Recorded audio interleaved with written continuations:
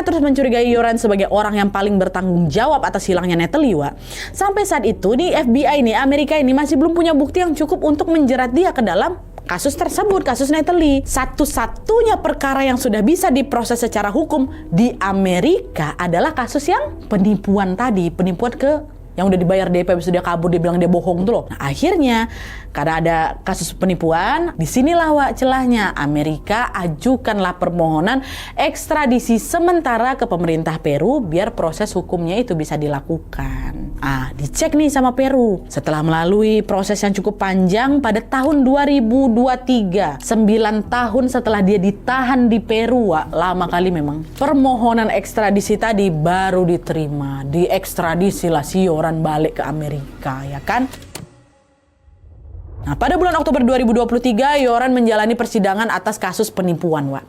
Dengan bukti-bukti yang kuat dan jelas, Yoran terancam hukuman penjara sampai 20 tahun. Padahal di Peru dia divonis 28 tahun, di penjara dia divonis di Amerika dia divonis 20 tahun, ditambah lagi. Nah, di sini waktu di persidangan penipuan ini, jaksa penuntut umum rupanya nawarin kesepakatan ke si Yoran dengan mengatakan kalau hukuman yang kau terima akan lebih ringan, Yoran, asal kau mau ngasih kejelasan jujur tentang apa yang terjadi sama Natalie. Digitukan sama jaksa. Luluh si Yoran di situ, Wak, waktu digitukan. Inilah kenapa akhirnya polisi itu udah yang penting dia ketangkap dulu, dipenjara dulu. Nah, ini nyelip.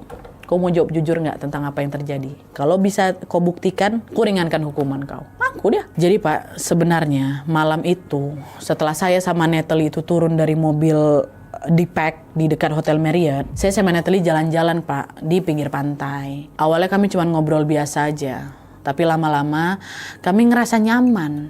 Terus kami ya gitulah Pak, bermesraan lah sebentar. Terus pas saya ngajak Natalie gituan, ya, dia nolak. Saya berkali-kali pujuk Natalie kan Pak. Dia tetap nggak mau. Ditendang muka saya. Emosi saya di situ Pak. Saya ambil batu, ada batu besar di situ. Saya pukul kepala.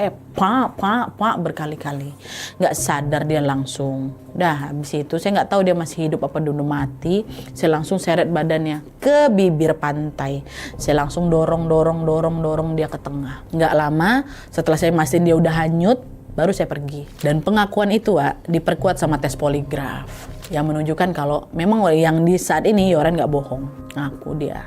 Itulah yang terjadi. Agak berbeda versi sama yang dibilang di Patrick kan Wak, tapi ini. Nah, setelah mengakui perbuatannya, sesuai kesepakatan tadi, Yoran akhirnya dapat keringanan berupa concurrent sentence atau 2 hukuman dijalankan bersamaan. Sebelumnya kan dia divonis 28 tahun tuh di Peru karena kematiannya Stefani. Terus kan ditambah 20 tahun di Amerika atas kasus penipuan kan Wak. Jadi kalau bisa ditotal kan jadi 48 tahun.